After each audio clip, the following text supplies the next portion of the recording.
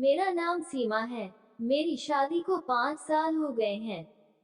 मेरी शादी के शुरुआती कुछ दिन या ज्यादा हुआ हो तो 1 साल तक मेरे पति ने मुझसे प्यार से बात की। घुमाने फिराने ले जाते, सिनेमा दिखाते, मेला प्रदर्शनी ले जाते, मीठी मीठी प्यार भरी बातें करते, यहाँ तक कि अपनी माँ से भी बहस कर लेते। अगर मेरी सास मुझे छोटी छोटी बातों पर टोकती तो देव अपनी माँ से कह देते, क्यों छोटी छोटी बातों पर घर की शांति भंग कर रही हो। आपकी लड़की के साथ ससुराल में यही सब हो तो क्या बीतेगी आप पर। यह इस घर की बहू है, नौकरानी नहीं। ये तो कुछ नहीं कहती लेकिन मैं ही इसे घुमाने ले जाता हूँ। पढ़ी लिखी औरत है, बदलते समय के साथ आप नहीं बदल सकती तो छोटी छोटी बातों पर टोका टाकी करके घर में अशांति तो ना फैलाए। सास को लगता होगा कि जोरों का गुलाम है बेटा। वे गुस्से में कुछ दिन तक बात ना करती। बात करती तो भी इस तरह जैसे धीरे धीरे बातों से अपना गुस्सा निकाल रही हो। मुझे क्या करना है, तुम खूब घूमो फिरो लेकिन हद में। आस पड़ोस के घर में भी बहुएं हैं। यह क्या बात हुई कि जब जी आया मुंह उठाकर चल दिए। न कि किसी से कुछ पूछना ना बता करके जाना। आखिर घर में बड़े बुजुर्ग भी हैं, उनके मान सम्मान का भी ध्यान रखो। 1 साल बाद ही पति के बर्ताव में बदलाव आने लगा। शायद शादी की खुमारी अब तक उतर चुकी थी। पहले ये बहुत ही कम टोका टाकी करते, बाद में बात बात पर टोकने लगे।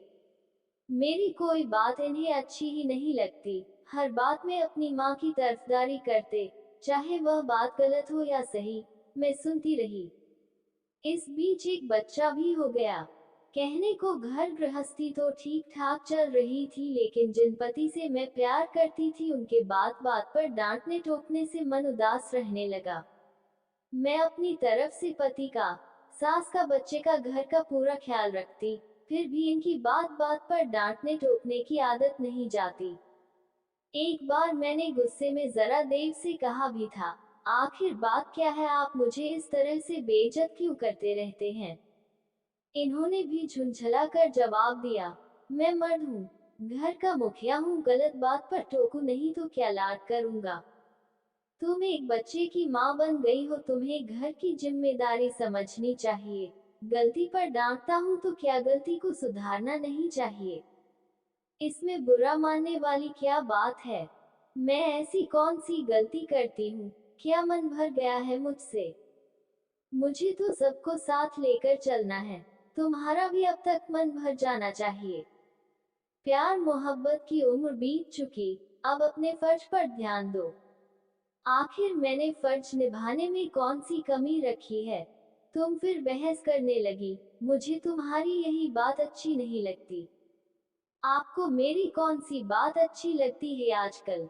औरत हो, औरत की तरह रहना सीखो, घर के काम काज देखो। अम्मा की तबीयत ठीक नहीं रहती आजकल, उनकी देखभाल करो। करती तो हूँ, करती तो अम्मा शिकायत नहीं करती। अम्मा की तो आदत है मेरी शिकायत करने की, एक की चार लगाकर। खबरदार जो मेरी अम्मा के बारे में कुछ कहा। इन्होंने इतनी जोर से डांटा कि मैं गुस्से में अपने कमरे में आकर रोने लगी। बेडरूम में तो ये बड़े प्यार से बात करते हैं, हालांकि अब ये होता है कि बेडरूम में मेरे आने तक ये सो जाते हैं। मुझको घर के काम निपटा कर रात के 10 बज जाते हैं। अब हमारे बीच संबंध बनने में भी काफी समय होने लगा था। मसरूफियत, जिम्मेदारी बढ़ती उम्र के साथ ऐसा होता है। इसकी कोई शिकायत नहीं, लेकिन आदमी दो बातें प्यार से कर ले तो क्या बिगड़ जाएगा। लेकिन पता नहीं क्यों आजकल मुझे देखकर इनका पारा चढ़ जाता है, खासकर दूसरों के सामने। ये दूसरों से तो अच्छी तरह बात करेंगे, अपनी अम्मा से, बच्चे से, आस पड़ोस के लोगों से, घर आए रिश्तेदारों से, दोस्तों से तो इस कदर प्यार से बातें करेंगे कि जैसे उन्हें गुस्सा आता ही ना हो। मानो जबान पर चाशनी चिपक जाती हो।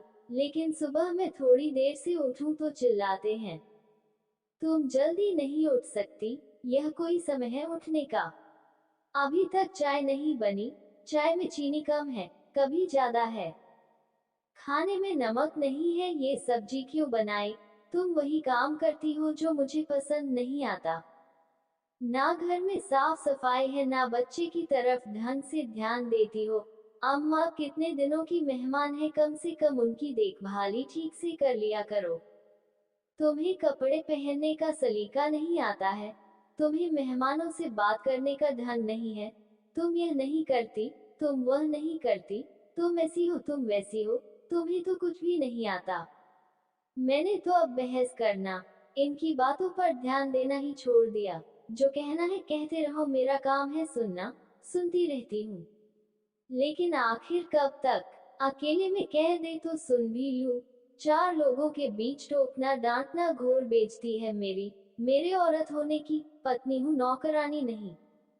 एक दिन इनके 3-4 दोस्त खाने पर आए। इनके कहे मुताबिक ही खाना बनाया।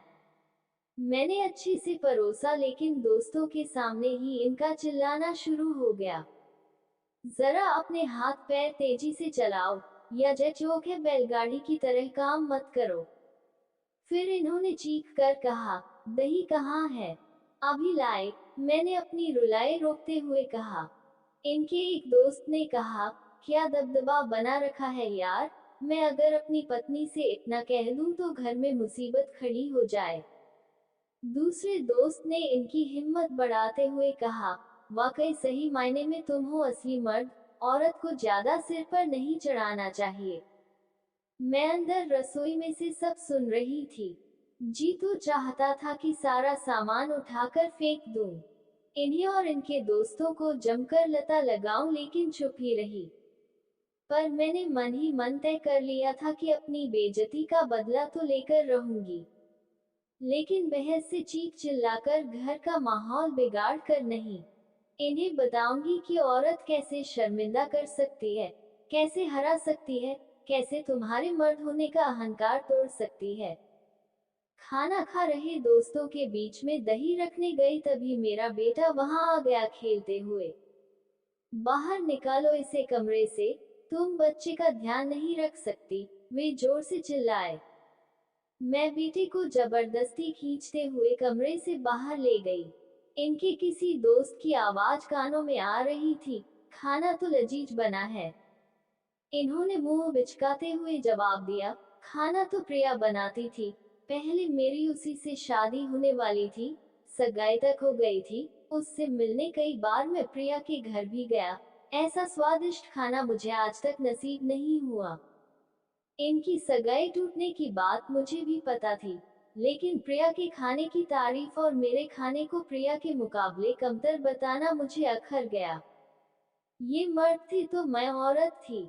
इन्हें अपने मर्द होने का घमंड था, तो मुझे क्यों ना हो अपने औरत होने पर गर्व। अब इन्हें बताना जरूरी था कि औरत क्या होती है। 100 सुनार की एक लोहार की कहावत को सच साबित करने का समय आ गया था। इनका ये जुमला कि मर्द बने रहने के लिए औरत को दुत्कारते रहना जरूरी है, तभी घर भी घर बना रहता है, तभी सब ठीक रहते हैं। अम्मा जी ने इनसे एक बार कहा भी था, बेटा मर्द को मर्द की तरह रहना चाहिए, औरत को हमेशा सिर पर चढ़ाकर नहीं रखना चाहिए, उसे दांत डपट फटकार लगाना जरूरी है। इन्होंने अम्मा जी की बातों को इस तरह स्वीकार किया कि मेरा पूरा वजूद ही बिखरने लगा। मेरा बेटा अक्सर दादी के पास ही सोया करता था। वे आज भी वही सो रहे थे। ये भी बिस्तर पर लेटे लेटे किताब पढ़ रहे थे। आज मैं जरा जल्दी ही कमरे में पहुंच गई थी। गाउन पहनकर सोती थी और कपड़े बाथरूम में ही बदलती थी, लेकिन आज मैंने कमरे में जाकर साड़ी उतारी। मैंने तिरछी नजरों से इनकी तरफ देखा। साड़ी बदलते ही इनका ध्यान मेरे बदन की तरफ हुआ। पहले तो इन्होंने आदत के मुताबिक मुझे टोका, ये जगह है क्या कपड़े बदलने की? मैंने भी कह दिया, यहाँ पर आपके अलावा और कौन है? आपसे कैसे पर्दादारी? ये कुछ कहते इससे पहले मैंने अपने बाकी कपड़े भी उतार दिए। अब मैं छोटे कपड़े में थी। मैंने पहनने के लिए गाउन उठाया, लेकिन इनके सब्र का पैमाना छलक चुका था। इन्होंने प्यार से मुझे अपनी ओर खींचते हुए कहा, बहुत दिन हो गए हैं तुम्हें प्यार किए हुए, आज इस रूप में देखकर सब्र नहीं होता। इसके बाद कमरे में हम दोनों एक हो गए। अलग होते ही मैं मुंह बिस्काकर एक तरफ मुंह फेर कर लेट गई। मैंने कहा कि सवैद हकीम को दिखाओ, इतने सारे तो इश्तिहार आते हैं, कोई गोली ले लिया करो। ये दुम दबाते पालतू कुत्ते की तरह आकर की आवाज में बोले, क्यों खुश नहीं हुई क्या तुम? कुछ कमी रह गई क्या? इनकी हालत देखकर बड़ी मुश्किल से मैंने अपनी हंसी रोकते हुए कहा, नहीं कोई ऐसी बात नहीं है, कभी कभी होता है ऐसा। इनका उदास हताश हारा हुआ चेहरा देखकर मुझे अपनी जीत का एहसास हुआ। एक ही वार से इनके अंदर की मर्दानगी और बाहर का मर्द दोनों मुर्दा पड़े हुए थे, जैसे दुनिया के सबसे तुच्छ कमजोर इंसान हो। उसके बाद इनकी टोका टाकी डांट फटकार तो बंद हुई ही साथ मेरी तरफ जब भी ये देखते तो ऐसा लगता कि इनके देखने में डर और शर्मिंदा का भाव हो।